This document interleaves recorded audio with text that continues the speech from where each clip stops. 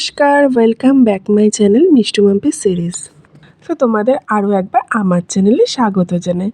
তো আজকের ভিডিওর ভয়েসটা আমি না কোনো কাজ একবারও করি না, সমস্ত কিছু দুবার দুবার করতে হয়। তো মেনলি এই ভিডিওটা আমার রবিবারের, আমি সোমবার দিন কিছুতেই ছাড়তে পারিনি কোনো টেকনিক্যাল ইস্যুর জন্য। সো আমি রাত্রিবেলা আবার ভয়েস করে আমি জাস্ট এটা মঙ্গলবার ছাড়ছি।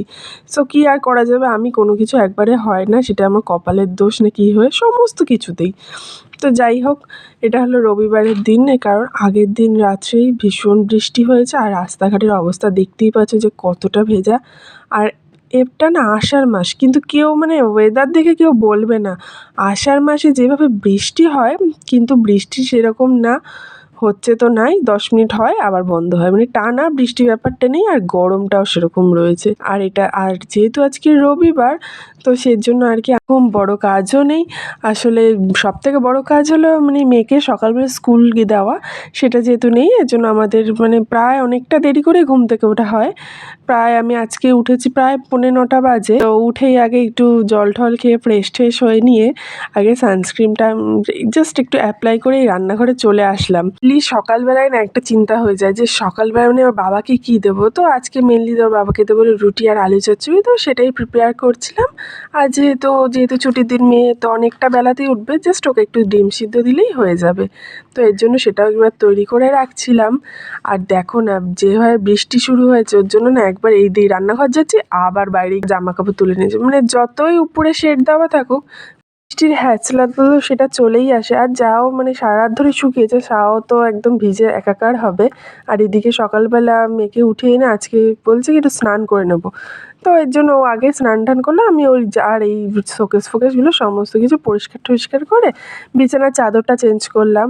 যেহেতু সমস্ত কিছুই আমাদের খাটে হয়, ওর জন্য বিছানার চাদর টাদর না বেশি দিন রাখা যায় না, কারণ মেয়ে সবসময় ওখানে খাওয়া দাওয়া করে, আমরাও বসি টিভি দেখি, টুকটাক খাই। তো এই জন্য সমস্ত কিছু চেঞ্জ টেঞ্জ করার পর এদিকে, আর আজকে আমাদের বাড়িতে করেছিল পরোটা আর আলু চচ্চড়ি, মোটমাট ছুটির দিনে আমাদের এটা হয়। আর এদিকে দেখো না, উনি এদিকে আমি খেতে বসেছি আর হাজার একটা প্রশ্ন, এটা কী হয় ওটা কী হয়। এটা 2 রকমের আলু চচ্চড়ি হয়েছে, শাশুড়ি একরকম করেছে আর আমি ওর বাবাকে দিয়েছি, তো সেটা। আর পরোটা, আর আগের দিনের না একটা রুটি ছিল, তো ভাবছি যে শুধু শুধু রুটিটা কেন ফেলবো, সেটা খেয়ে নিই। ওর জন্য একটা রুটি আর একটা পরোটা নিয়েছি। তো সেই প্রশ্ন করতে করতেই একদম জেরবার। আমাদের বাড়িতে একটা স্পেশাল মেনু হবে, সেটা হলো মোরগ পোলাও বা চিকেন পোলাও।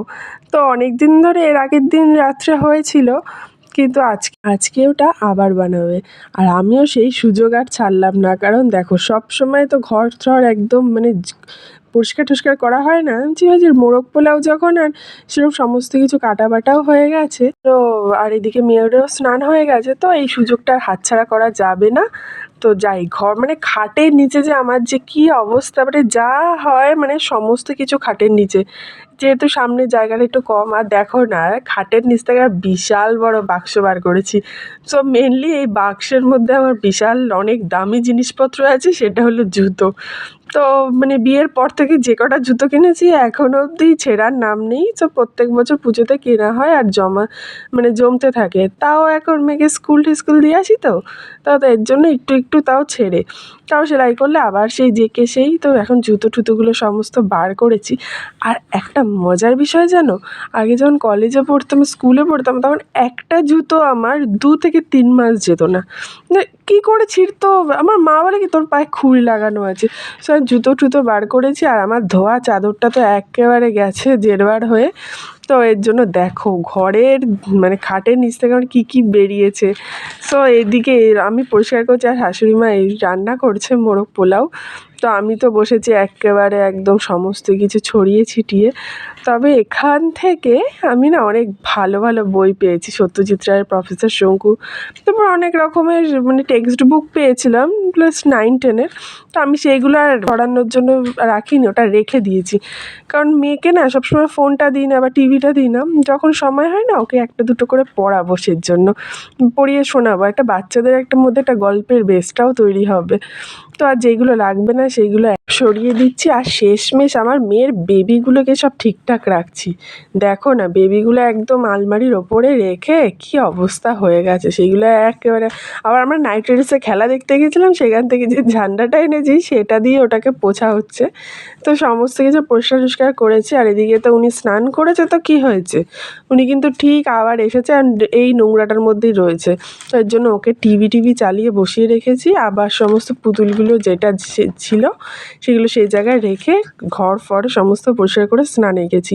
আর মানে ঘরের যা দশা হয়েছে, না পেরে আজকে মাথা ঘষতেই হয়েছে। দেখো না, আমি গেছি স্নানে আর এদিকে এইটুকু সময়ের মধ্যে তিনি আবার সমস্ত কিছু নামিয়ে কি করছে দেখো, বেবিদের পড়াচ্ছে বইগুলো নিয়ে। স্কুলে দেখে তো টিচারদের পড়াতে, তো সেটাই একটু কপি করতে। আমিও নাকি এরকম ছোটোবেলায় আন্টি খেলতাম।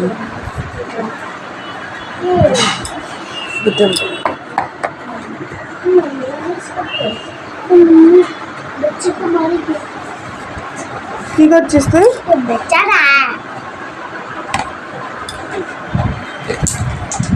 সর, বই খাতা এবার তুলবো আমি। সরাও আবার, আর বিকেলে পড়বে কালকে, আবার বিকেলে পড়াতে বসবে। সব তোলো। এদিকে বেবিকে পড়িয়ে ঠুরিয়ে এদিকে আমাদের পোলাও রান্নাও হয়ে গেছে। তো এখন খাওয়া দাওয়া সমস্ত কিছু হলো।